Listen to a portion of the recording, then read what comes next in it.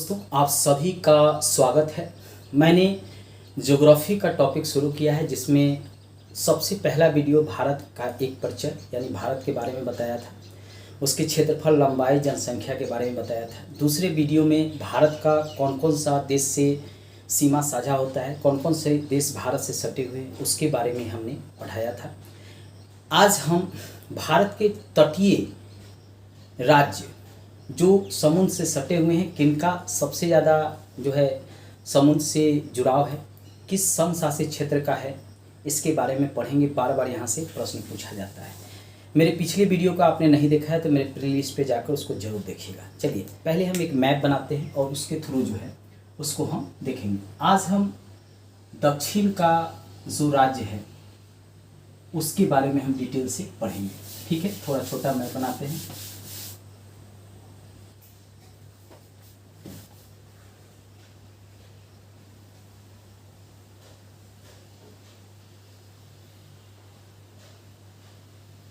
ठीक है, इसके तहत हम आज पढ़ेंगे भारत के राज्य जो समुद्र से सीमा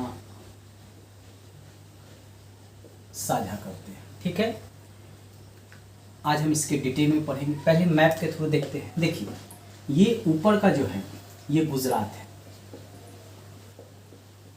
इधर भी समुद्र है।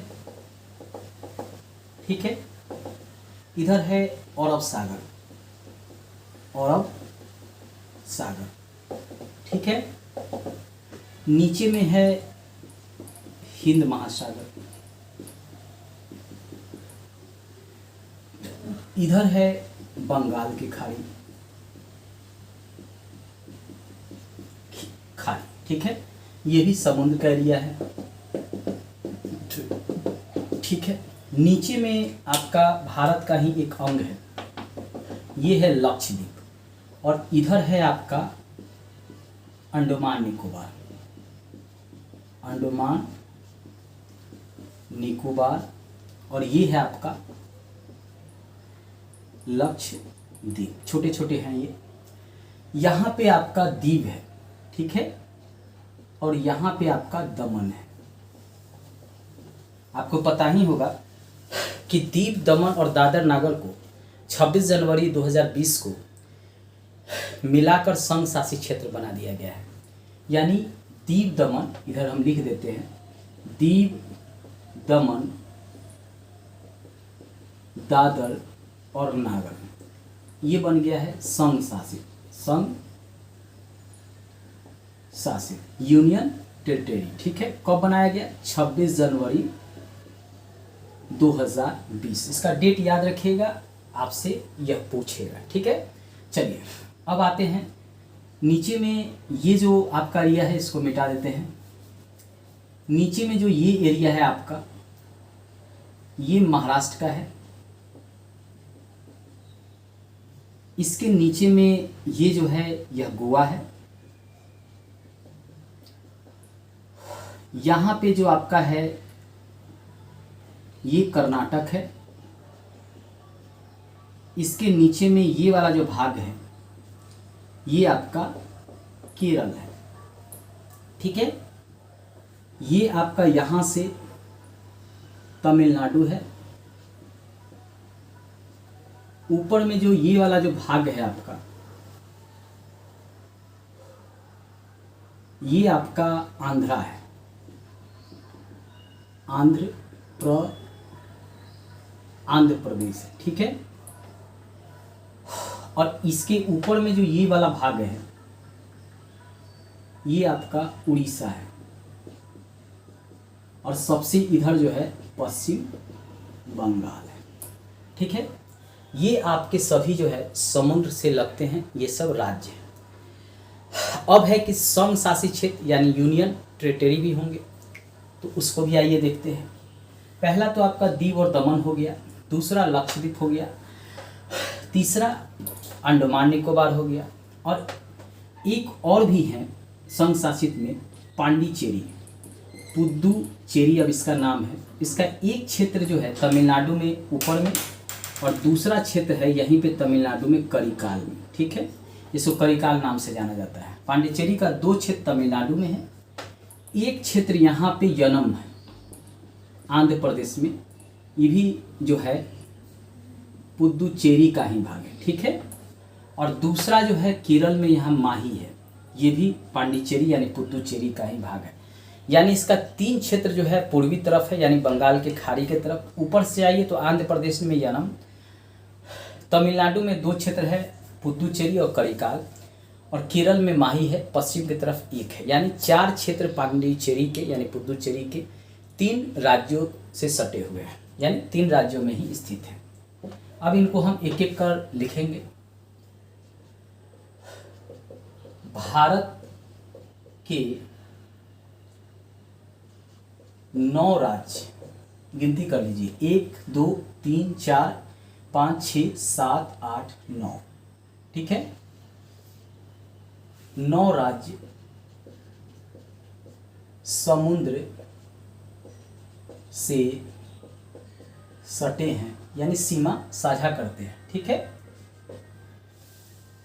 ये तो हो गया 9 राज्य, मैप में आपको बता दिए। और 4 संघ शासित क्षेत्र, 4 संघ शासित क्षेत्र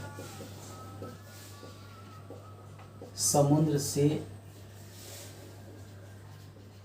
सीमा सटते हैं, ठीक है। एक हो गया दीव दमन, एक संघ शासित, दूसरा लक्षद्वीप, तीसरा पुदुचेरी या पांडिचेरी, और चौथा जो है अंडमान निकोबार। अब यहाँ ये प्रश्न पूछता है कि पांडिचेरी के कौन कौन से भाग किन किन राज्यों में स्थित है, तो इसको याद रखिएगा। 2 भाग पुदुचेरी और करिकाल तमिलनाडु में, दूसरा है आपका उड़ीसा में, ये यनम का भाग, ये 2 भाग तमिलनाडु में, एक यनम में, और तीसरा जो है माही। अब पूछता है कि सबसे ज़्यादा कौन सा तटीय सीमा साझा करती है, तो आइए क्रम से देख लेते हैं। सबसे ज़्यादा समुद्र से लगने वाले राज्य संघ शासित क्षेत्र, ठीक है। सबसे ऊपर अंडमान निकोबार, सबसे ज़्यादा जो है इसका सीमा जो है समुद्र से साझा होता है अंडमान निकोबार का, इसको याद रखिएगा। राज्य में दूसरे स्थान पे गुजरात, तीसरे स्थान पे आंध्र प्रदेश,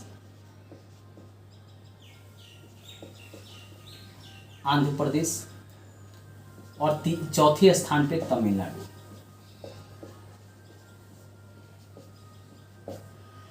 अगर पूछे कि सबसे ज़्यादा समुद्र से कौन सटे हुए हैं तो पहले स्थान पे अंडमान निकोबार, इसको लीजिएगा।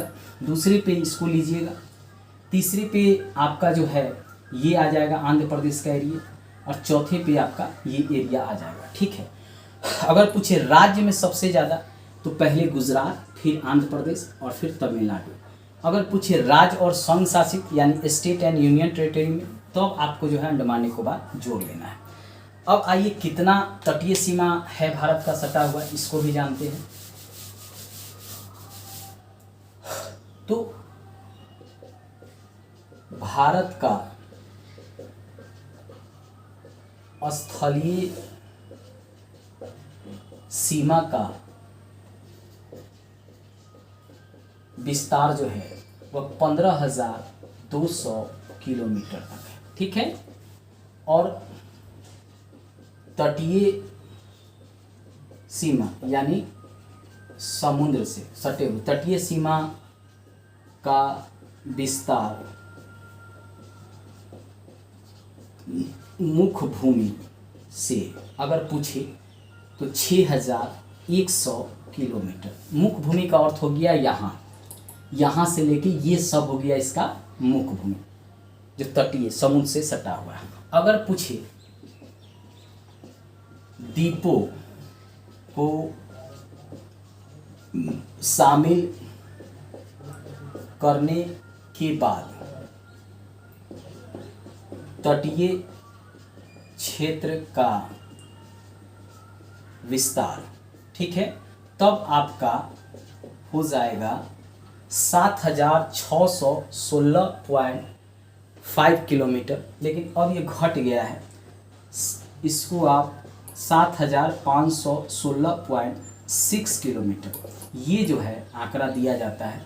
किसी किसी बुक में ये भी रहता है और किसी किसी बुक में ये भी रहता है, तो थोड़ा बहुत इसमें जो है अंतर रहता है, लेकिन आप इसी को सही मानिएगा।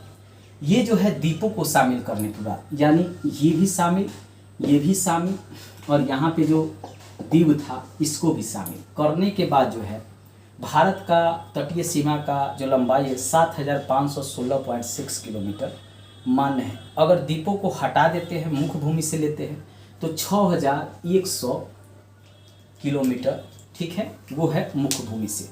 अगर स्थलीय सीमा पूछे तो 15200, मुख्य भूमि से तटीय सीमा पूछे तो 6100, अगर द्वीपों को शामिल कर ले तो 7516.6 किलोमीटर माना जाता है। हमने मैप के थ्रू बता दिया कौन कौन है। हाँ, एक प्रश्न और भी पूछता है कि बंगाल की खाड़ी यानी पूरब की तरफ से कौन कौन से राज्य हैं जो समुद्र से सटे हुए हैं, तो आपको इधर से याद रखना है पश्चिम बंगाल, उड़ीसा, आंध्र प्रदेश और तमिलनाडु। अगर पूछे कि अरब सागर यानी पश्चिम से कौन कौन से भारत के राज्य समुद्र से सटे हुए हैं, तो गुजरात, महाराष्ट्र, कर्नाटक, गोवा, उसके बाद केरल, इतने राज्य हैं। अगर पूछे कि पश्चिम की तरफ पुदुचेरी का कौन सा भाग है, तो केरल में स्थित माही। अगर पूछे पूर्वी तरफ कौन कौन से भाग है, तो आंध्र प्रदेश में यनम स्थित है, और पुदुचेरी और करिकाल जो है तमिलनाडु में स्थित है। तटीय क्षेत्र से बराबर प्रश्न पूछते हैं बीपीएससी में या अन पीसीएस में या बिहार दरोगा या अन एग्जाम में, तो आपको मैप के थ्रू भी बता दिए कहाँ कहाँ कौन कौन सा स्थित है। आप इसको एक बार देख के जरूर जाइएगा, आपको ज़रूर लाभ मिलेगा। लास्ट में यही कहेंगे, अगर मेरा वीडियो अच्छा लगे तो सब्सक्राइब, लाइक, शेयर जरूर कीजिएगा। सब्सक्राइब को घंटी जरूर दबाइएगा। नेक्स्ट वीडियो जो है हम जनगणना से संबंधित लाएंगे। बराबर पूछा जाता है, ये टॉपिक बहुत इम्पोर्टेंट है, इसलिए हम जनगणना को पढ़ेंगे। फिर उसके बाद जो है मिट्टी को पढ़ेंगे, सॉइल के बारे में, इंडियन सॉइल के बारे में पढ़ेंगे।